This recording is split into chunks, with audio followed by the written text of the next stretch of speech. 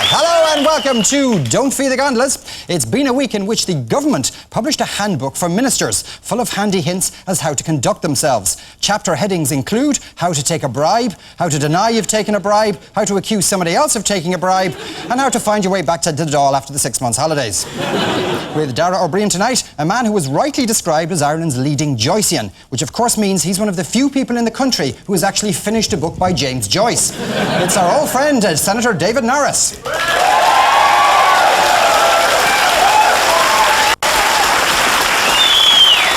with Brendan O'Connor tonight, a man who is special. A man who does special things in a special way. In fact, he knows so much about being special, he's RTE's special correspondent. It's Charlie Bird.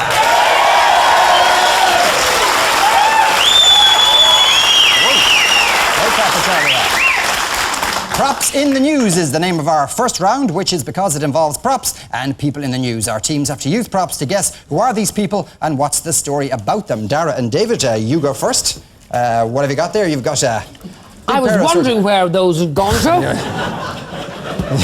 Very fetching indeed, yes. Lovely, aren't they? That's the Oscar clip there, I think, and a football. A football. So it's a pair of Dame Edna sunglasses and a football. And a football. Yes. Okay. And Dame Edna is a man who dresses up as a woman. Yes. Yes. And so is George Hamilton. But it's not widely known because he just does it as a bit of a bet.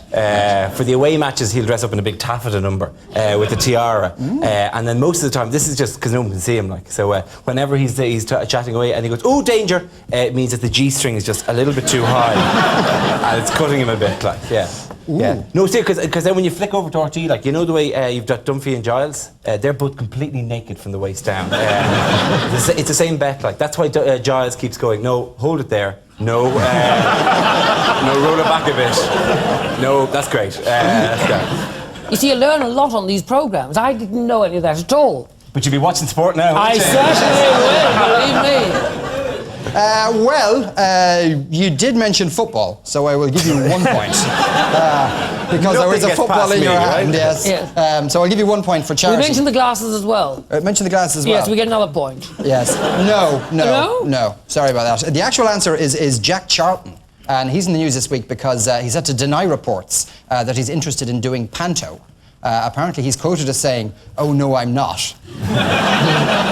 Now, this rumour actually started because former Irish international John Aldridge is going to do panto this year. There was going to be a special adult panto to be staged in Soho in London, which apparently will be full of strong language. Now, John is so excited about appearing in the panto, he practices his lines, even when he's on the football pitch.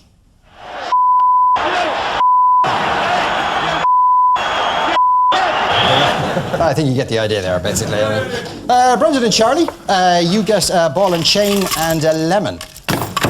So there you go. For a bike manager. Yes. Calm down, Charlie. It's all going to be all right. All right. I was told it was to be quick. On behalf of the team, can I just say that our actual answer is... Right. This is obviously the two builders who were locked up in Mountjoy last week, and the lemon, because there's a lot of bitterness in the building industry about it. I think their original crime was that they wanted to blow the whistle on tax evasion in building, and as Charlie will tell you, blowing the whistle on tax evasion is a very thankless job.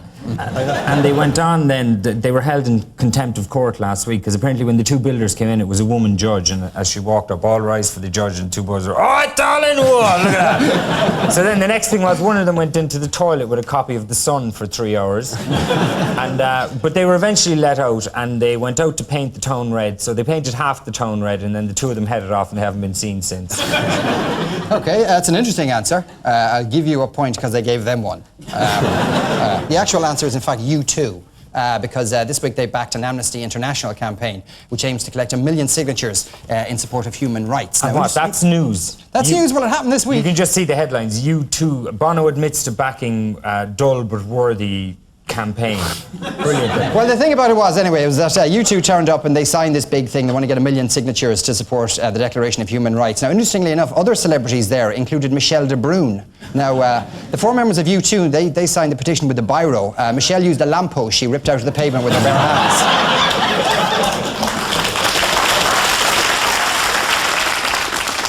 So, after all that, the scores are that Dara's team got 1 point and Brendan's team got no points.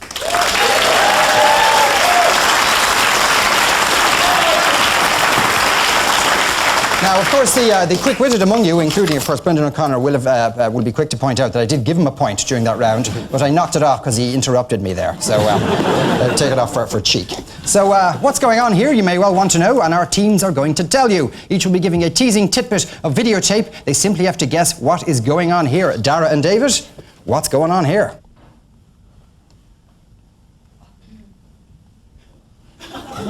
Obviously a piece of silent film. Yes. Well, I thought it might be the Hackballs Cross branch of the Monica Lewinsky Appreciation Society having its annual general meeting. Probably it's first. Why? Yeah. Well, it just looked like that to me. Right, okay, from Planet Norris. That looks like the, because it's black and white, it must be the 50s, so that looks like the very first Roads to Tralee competition, which, unlike the modern day Roads to Tralee, had an assault course as part of it. And Gabe will go, well, what are you going to do for us tonight? And they go, well, I'm going to crawl on my hands and knees through loads of barbed wire and then climb over a wall. And they go, well, away you go. And then they go. It wasn't very popular, it used to ruin the dresses and stuff. Yeah. No, I've remembered what it was. It's the Ireland's first lesbian mother denying paternity. I heard that. I got as far as lesbian there. The rest just went straight over my head. Denying paternity. Denying paternity, Yes. right, okay. Well, we'll cut that bit out. I will actually give you 3 points because you did mention military things, and that's pretty much what it is. It's actually secret training footage shot by the Irish Army. Now, this was a couple of years ago. To deflect charges of sexism, the Army undertook secret training exercises with women using what the Army considered, at least, the most lethal weapon a woman can use. Have a look at what it is. There it is. It's, in fact, the rolling pin. You just fling it there at the approaching army. Oh, look at the size of that backside. That'll frighten anybody, wouldn't it? So, 3 points for that. So, Brendan and Charlie, before we go on, credit where credit is due, because as we mentioned already, Charlie Bird, along with George Lee, won the Journalist of the Year award. Now, we thought we'd tell you about Charlie's rise to journalistic greatness. Now, of course, a very important part of being a TV journalist is the ability to say your name at the end of a report. Now, here's some very rare VT of Charlie fine-tuning his technique. Bird! Clonski branch. Delegates, please. Bird, Clonski branch. I actually liked you better there when you were a member of the Verve. Since you've gone commercial out there. Oh, God. Now, of course, Charlie's other great ability is that he can tell a complicated story clearly, simply, and engagingly, so much so that on those rare occasions when he has the time for public speaking, audiences hang on his every word. The delegates attending the Cork conference may not, in certain cases, have communicated to their branches during the humdum and the affair that went on in Cork that the coalition issue would not be raised at Galway. I feel that if a resolution was rejected on coalition, we should have been entitled to another resolution to this conference.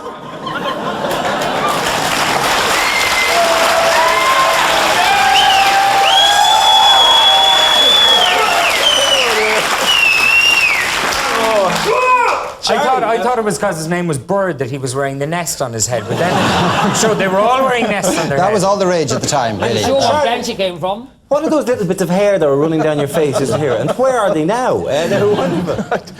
Please, let's get on with the show. For letting us humiliate you, Charlie, I'll give you your point back. So there you go. Before you even get your question. So, Brendan and Charlie, what's going on here?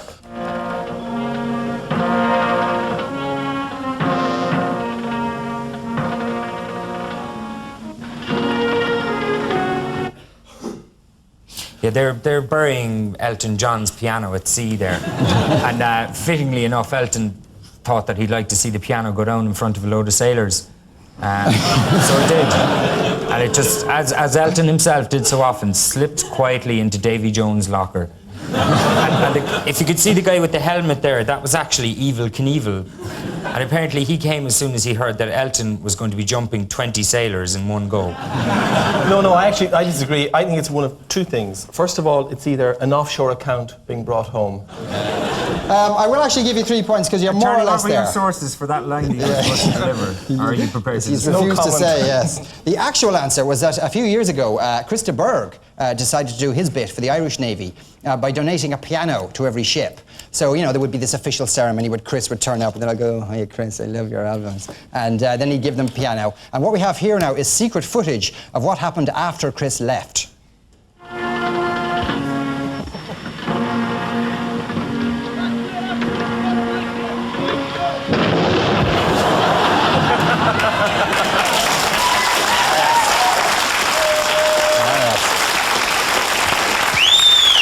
So, after that round, the scores are that Dara's team got 3 points and Brendan's team got 3 points. When we return, a tribute to the sporting world in Ennis, County Clare. Don't go away now. This is another piece of public art here in Ennis.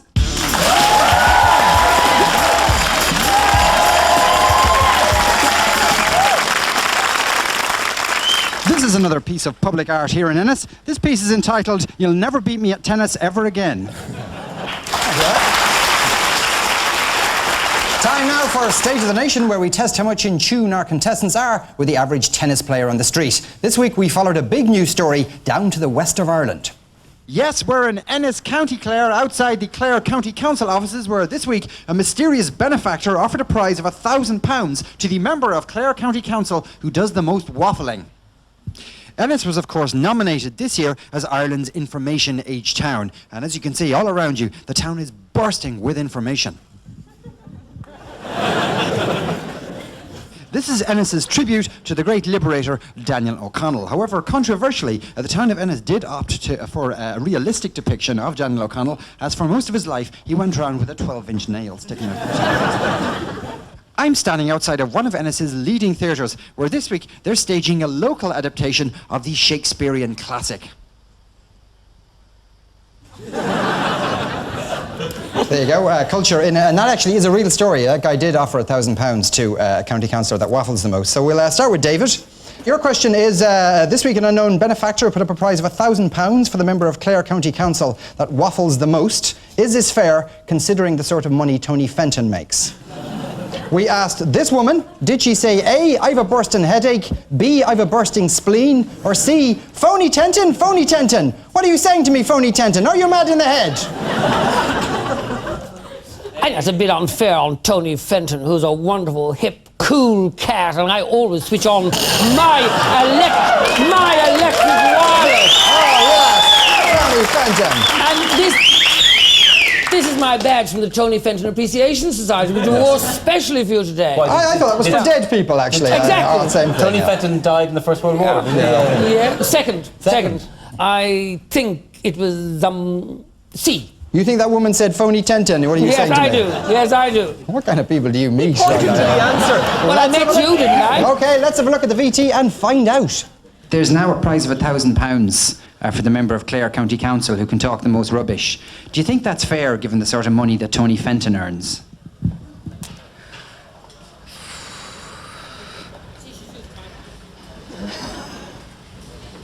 I have a bursting headache.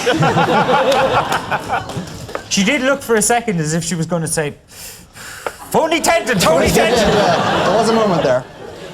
So, Dara, your question concerns a story this week that Galway Corporation has banned drinking on the streets, which will effectively close down the town forever, I would have thought. So the question we asked was, Galway says it doesn't want to see drunks on the street anymore, so what will Mockness do now? We asked this man, did he say A, drink, yes please, B, if you feel like a drink, take it, C, if you're trying to imply that I'm inebriated, you can shag off and take that giant orange rabbit with you. Galway, of course, I mean, Galway's a great town. Yes, nothing a against wonderful Galway. town. It's lovely people, loads of students, great fun. And big livelihood for you. Huge, actually, Yes. to be honest. But I do find that, like, when you go and you travel to Galway from any other part of the country, you do walk through Galway, just looking at the place, and you just want to pick the entire city up by the neck and just slap it in the face and go, would you ever get a job or something? Would you do?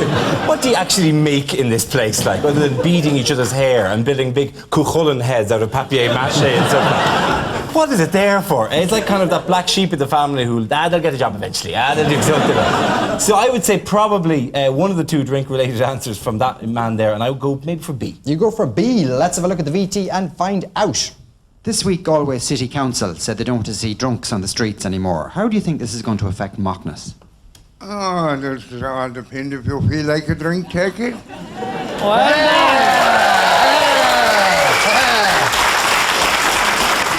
And your question is, it was claimed this week that people don't take Pat Kenny seriously enough because he's too good looking. If that's the case, then how come Shane McGowan isn't presenting primetime? We asked this man, did he say A, he's too good looking for radio, definitely, B, I know a man who can open bottles with his backside, or C, you walk up there in RT, is that Carrie Crowley as interesting as she seems? Charlie, you're a good-looking man and you've no problems being taken seriously, do you? No. And you're a fine-looking man, you really are. What? Yes, the man in the audience with no microphone said, where's your pimp, Charlie? Obviously he's interested in having sex with Charlie Bird. I actually met Charlie once before. I don't know if you remember No, this, not Charlie. again, please. We've had this story. Oh, no, we haven't. We haven't. It must have been the early 80s. I was in secondary school and we were on a school tour and we were on the way home on the ferry from France and the boat went on fire. And it wasn't a major tragedy or anything, but we had to stay on the boat for a couple of days. So Charlie Bird arrived out in a little boat, and he was standing down below shouting up at us, "So how are things on the boat of tragedy today?" And the kind of guy who was the school idiot happened to be the guy who was looking over, and he said, "We're getting free food!" A. Go for A. Okay, let's have a look at the VT. Well, before we do look at the VT, actually, I should remind you, the reason why we went to Ennis was because this man has put up this prize of £1,000 because, as far as he's concerned, county councillors in Clare and in Ennis specifically waffle a lot. They like to talk, and I suppose by implication, perhaps the electorate do as well. So with that in mind, let's have a look at the VT and find out. Have I a comment to make? I haven't really. Down in Clare now, that wouldn't have any significance. And I might OPG, like in Dublin 4, it probably would have. It's his value, you can appreciate that. It's how he looks at life, how he looks at things in general. Looks are material. Because Cork people have opinions, and you might appreciate what's behind them. Right. But they could be extremely significant. I think I would have to probably revise my position and say, yes, Pat Kenny is probably too good looking. He's too good looking for radio, definitely. Okay, 3 points, you got it right, well done. Charlie, your go. Listen, can we... Yeah, concentrate, please. It's difficult. I'm telling you. Bring it back. Charlie's very nervous. His sphincter muscle is like that now. My what? It's where you have your phone stuck. Yeah. You know the prize that you got? What did you get? Actually, did you get a little cup or? Big lump of marble. A big lump of marble. And did yourself and George get one each, or do you have to share it? Is there a bit We of got one each, and there's one for everyone in the audience. Oh, that's fantastic. Anyway, your question is, this week the Gardaí claimed that private clamping firms were merciless robots. How do you think the Gardaí managed to spell a big word like merciless all by themselves? We asked this man, did he say A, I don't have a sister, so Marty Whelan shagged me? B, guards spend most of their time in the pub anyway? Or C, merciless robots here in Ennis, run for your lives? We can rule out A, because Marty Whelan has standards, right? If I know Marty, he wouldn't go near him. Okay. So what? There's B and C. Yeah. So which one is it? You have to guess, that's the kind of the point. Yeah. C. B! Hey, come on, it's not blind date. B. So B, oh, you're changing your mind now to B. Oh, so the AIB rings you up and says, no, we're not a bunch of crooks, Charlie. Oh, that's all right then. No, I'll give the prize back. I get an NIB phone call, I'm guided by them. Are you really? Yeah. Let's have a look at the VT and find out. It was claimed this week by the Gardaí that private car clampers are merciless robots. How do you think the guards figured out how to spell a big word like merciless all by themselves? It was like a f***ing dictionary because they know nothing about it. They do though, but Jesus. You're going down that street now, it says down to our suburbs, across some Brogans and Brogans. I have a car myself. I had to park my car out over the Lifford, which is totally wrong. I went to the dictionary, guards spending most of the time in the f***ing pubs anyway, I think. Yeah, well done, Charlie. So after that, the scores are that Dara's team scored 3 points, but Brendan's team scored 6 points.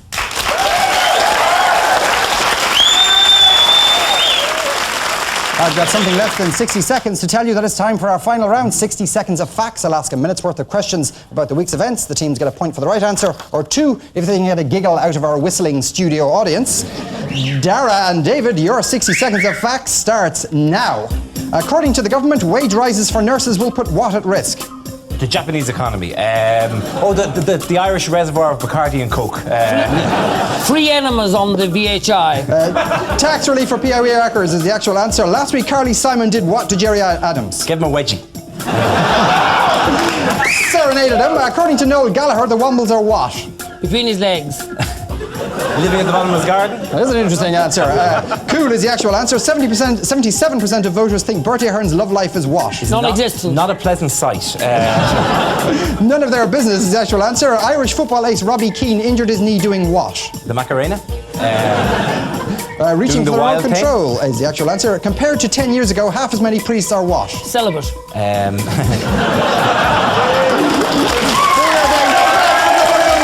According to Charlie McCreevy, big banks caught evading tax would be treated no differently to who? Oh, property developers, the beef industry, anyone makes Anyone getting away with that, actually, basically.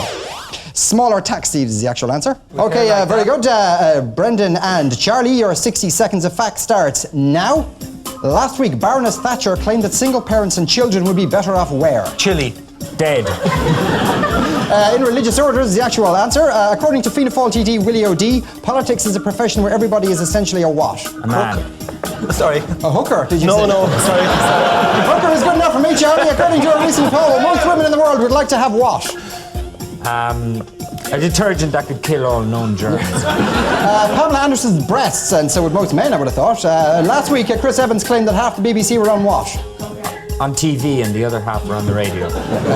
Drugs is the actual answer. Last week, Michelle de Bruin signed up for what?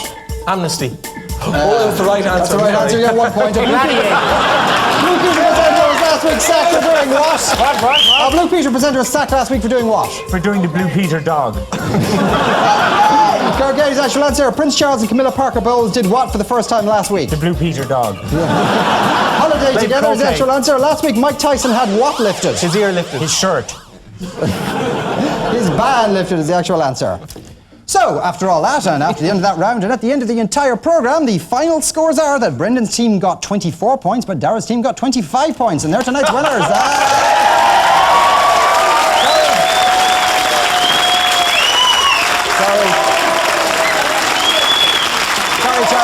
Sorry, Charlie. Lots of disappointed Charlie Byrne fans in the audience there. So ends another half you're hour. obviously like a bank manager. You fix everything. Yeah. Gets really bitter there. Sorry, there's a dog in the audience, or at least he looks like a dog to me. And so ends another half hour of torment for the RTE lawyers. Congratulations and thanks to Dara's guest, David Norris. And thanks and congratulations to Brendan's team merit, the award-winning Charlie Bird. But as we go, since the President Clinton scandal first blew up, if you'll pardon the phrase, sexual addiction clinics in the United States have reported a huge increase in business. Earlier on, I rang such a clinic in Fort Lauderdale to tell them about the sexual problems that sometimes occur in a small village in the west of Ireland. Enjoy the last hour and a quarter of your bank holiday. Thanks for helping us feed the gondolas. Good night. Yes, this is Dr. Sladkin. Oh, good afternoon, Doctor. Thanks very much for talking to me. My name is Monica Looley, and I'm ringing you from a little village in the west of Ireland called Hascraw, and I was hoping about making an appointment to come and see you. I'm a middle-aged woman, and I've never had this kind of problem with my husband, whose name is Padraigeen. We live in County Galway, and my husband, Padraigeen, he's a great fan of Gaelic football. That's like your American football, except we don't wear the big helmets, you know, the mining helmets that you wear. And this year Galway won the All-Ireland final, you see, and that was great. There was great nights had for weeks afterwards after the All-Ireland. But the thing is now, Padraigeen wants me to say things when we're in bed, you know, when he's having his conjugal rights, you see, you know. And he wants me to keep shouting out another point for Galway every 10 seconds, you know. And now he's talking about, you know, he wants me to wear the strip, the jersey and the togs. And he's gone on about introducing his Hurley into it and this kind of thing. And I'm alarmed, to be honest with you, Doctor, now. Well, we deal with all sorts of problems. That's not one that we have particularly, that's exactly the way you're describing it is not something that we've dealt with, but we deal with all sorts of sexual fantasies. Right. That just happens to be one. Oh, right. and we would deal with it as such. It's not that it's abnormal, but we would want to do something. It's so not that both of abnormal, you are is it not? comfortable. Is it not abnormal, Doctor? To be honest with you, I think he's gone bananas altogether.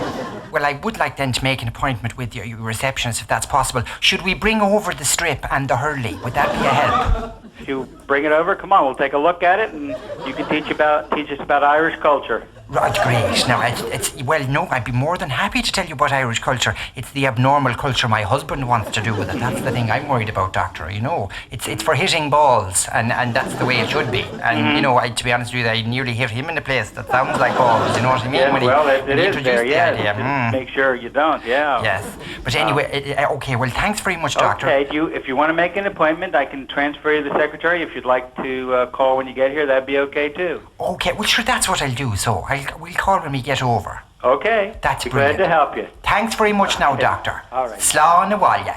All right, take care.